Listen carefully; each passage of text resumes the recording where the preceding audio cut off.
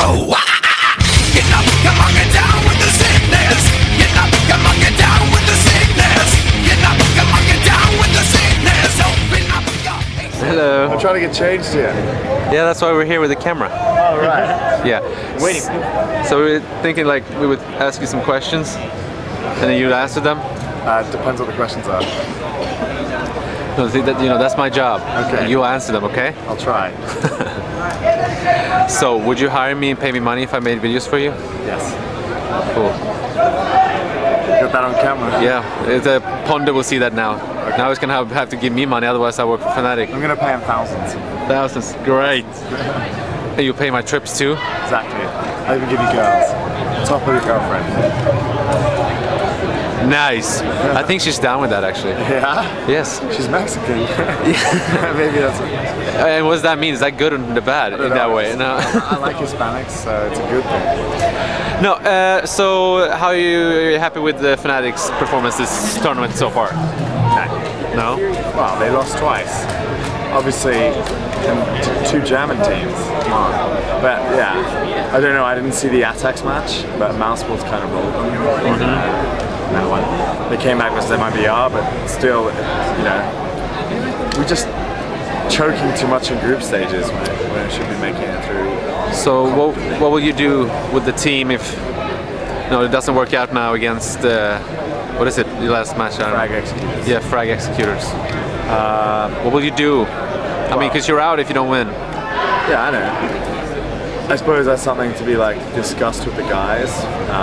I don't know if anything would happen. It's like there's so many tournaments coming up in about a month's time, so you can't do anything anyway. No. If you change it, it's like there's 3 tournaments in October, something like that. So if we were to change anything now, I think it'd be stupid. So even if they wanted to, which I don't think they do, it would be a stupid time to change. Absolutely. But are you seeing changes needed to be made or not?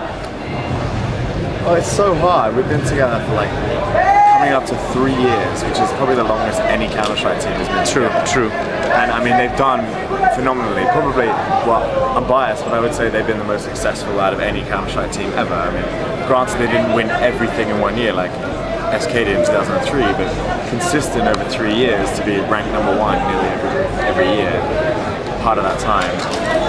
I think if we were to change something, it might give them more motivation again and a bit of a difference in the way they play, because obviously once you've been together for so long, you don't have as much motivation to train and be the best again. Especially, so that's one possible reason to do it. But if they keep getting top 2s, there's not really I mean, people keep expecting to get a change, but then we get second at Code 5 and second at ESWC Masters, and it's like, how can you justify changing a team which is always up there fighting for the top 2 spot? You did win Code 5 though. We didn't win Code 5, we were second. This qualify now? Oh, we won the Code 5 qualifier, that was different. I meant the actual. Oh, the one that was 2 days ago. Right, whatever. That one you... That was a glorified qualifier, it wasn't like... Yeah, true. So, what else is gonna happen with Fnatic now? Any new teams coming up? Yeah, we just picked up a Dota team and a FIFA team to our academy.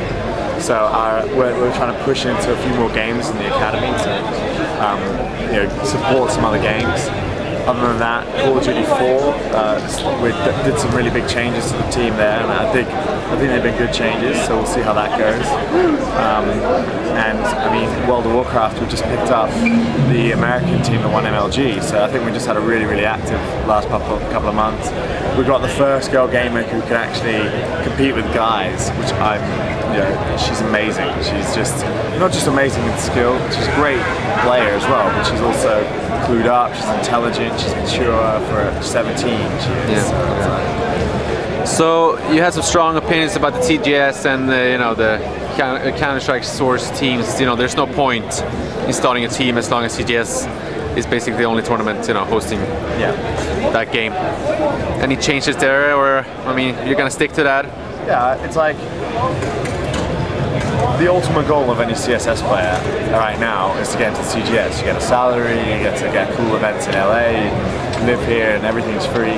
So, you know, as long as they all want to do that, and that when a team gets picked that we don't get any reward for it, for getting drafted, then there's no point Fnatic having a team like that. What is your opinion? Is you don't really care about that? I mean, or would you like to have a Counter-Strike Source team? I would like to have a Counter-Strike Source team, but at the same time, it's like the prestige is still with 1.6 in terms of like global recognition.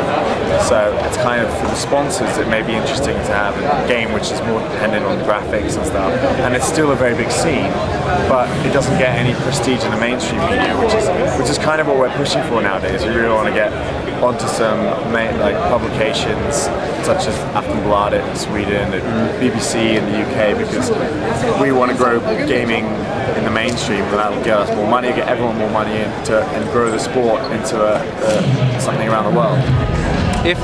If you were given the chance to start a franchise for the CJS, would Fnatic do that? Their own, let's say for not England, we already have a few from there. What about ownership? I mean, you say given a chance. Maybe I've been given a chance before, but I wouldn't take it if I've still got Fnatic. And Fnatic would need to be a part of it as a company. Yeah, so. Of course. But like, if you could create a team and be a part of CGS, but still owning it to be like totally yours. If the model was open, so that other teams could qualify and stuff, like it wasn't just special cases. I don't know, who knows, it's business case, right? So if, obviously, the CGS have got some things going for it.